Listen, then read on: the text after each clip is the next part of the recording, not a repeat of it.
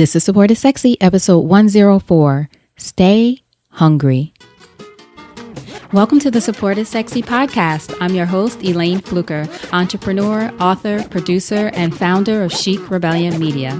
5 days a week, Monday through Friday, I talk to women entrepreneurs who share their journeys and the true stories of their wins and their lessons, and give you insight and inspiration to take your business and your life to the next level. Here we go.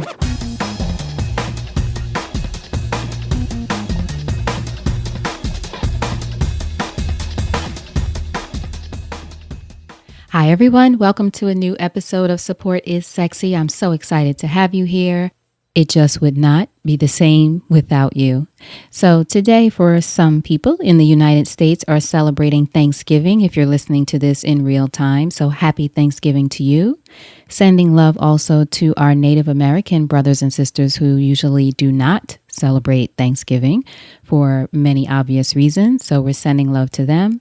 And then to everyone else in the world who's listening. The podcast is listened to in 65 countries. So hi to all of you. Glad you're here. But to everyone, I hope you are surrounded with family and people that you love today and always, but especially today since we're talking about that particular holiday. So I'm down here in Atlanta, as most of you know, with family. My parents are here. And something I observed the other day is the family dog. I will call him Pup. I don't say children's names or pets' names. I think they're very private. So I would call him Pup. And one of the things, or one of the meals or treats, I should say, that Pup loves, kale, lettuce, any kind of vegetables. Now, we don't feed him table food. He's strictly dog food, but greens, at least I think, maybe because I'm vegan, it's fine. We can give it to the dog. We checked with the vet. It's fine. The thing is, before you even get it out in the kitchen, he can tell when you're going into that drawer in the refrigerator, that's where the fresh greens are. He can tell, of course, he comes running over and it's begging, which isn't necessarily a good thing for a trained dog. But one day I was standing back and noticing my mom was in the kitchen. And as usual, she went into that bottom drawer. He went over, he was begging, and he doesn't just do the look up and the puppy dog eyes beg. We're talking body shaking. His little feet are tapping on the floor. He can't hardly sit still. He cannot contain himself. You know what he has? No shame. And I thought about in that moment, wow, if I applied even a smidgen of that to some of the things that I'm trying to create, you know, my mind always goes to business and creating something sexy.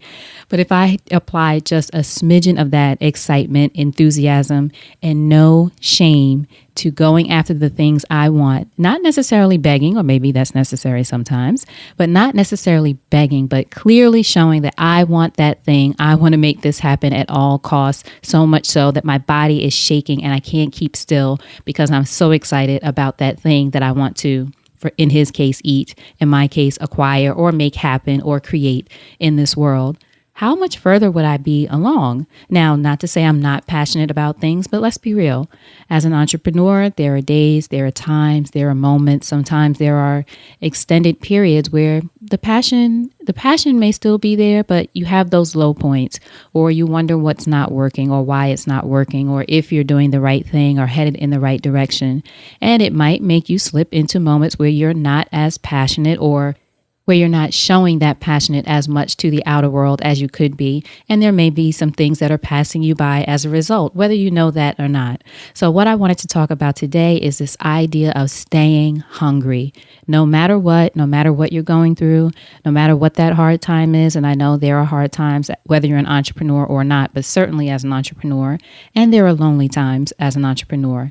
Stay hungry. And some of the things that staying hungry will allow you to do, not only hopefully getting that thing that you want, that piece of kale, that lettuce, whatever that treat is or that thing that you're trying to create.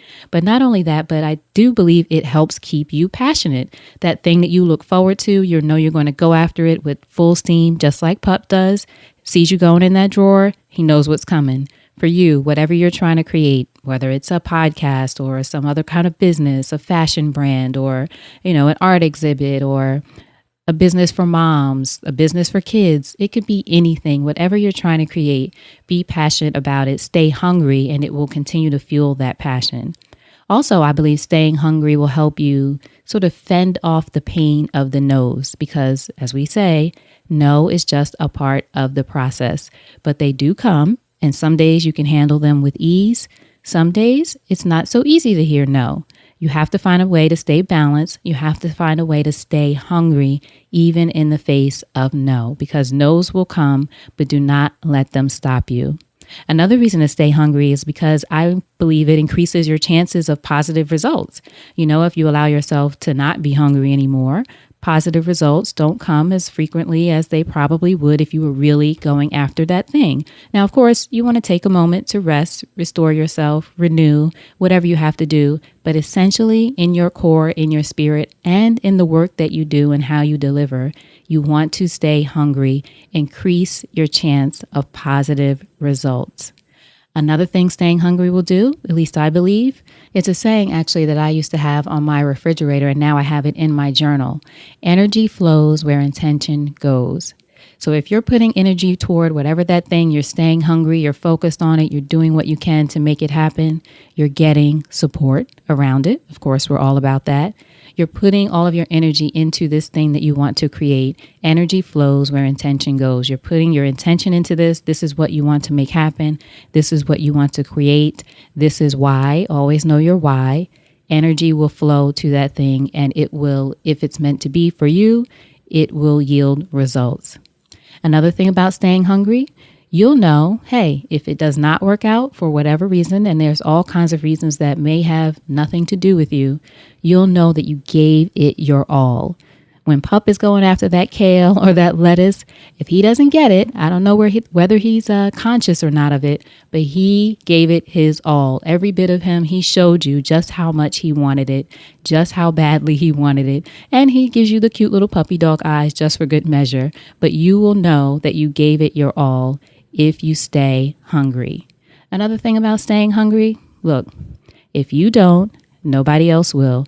I don't care if you have a partner in your business or several partners or you're working with a big company. You have to be hungry for that thing. No one else is going to be hungrier than you to make it happen for you. Now, someone may be hungrier to make that thing happen, and then maybe that's not the thing that's really driving you if you can't be as passionate about it as someone else who's working on the same project.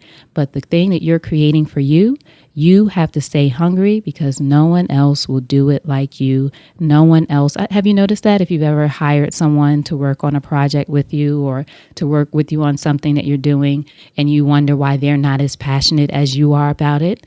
No one's going to be as hungry as you. You have to stay hungry. And the last thing I'll say about staying hungry is it tastes better when you get it.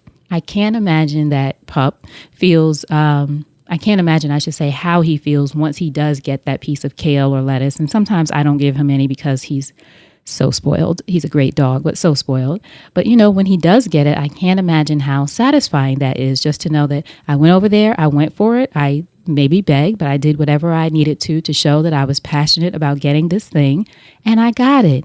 And does it taste good? So that's my analogy for today. Hope you were able to rock with that. Thank you so much for listening. As I said, no matter what today is for you, I send you love and hope you have a wonderful day. And now you know what to do. Go out there and create something sexy. And I'll talk to you soon. Take care.